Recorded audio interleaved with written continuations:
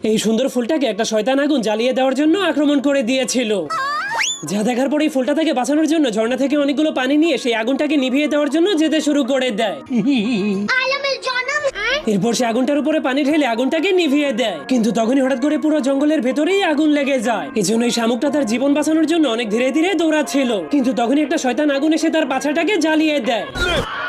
এই জন্য সে এতটাই স্পিডে দৌড়ায় যে সে 1 সেকেন্ডের মধ্যেই পানির মধ্যে পৌঁছে যায়, কিন্তু তখন সেই আগুন পুরো জঙ্গলের মধ্যেই ছড়িয়ে পড়ছিল।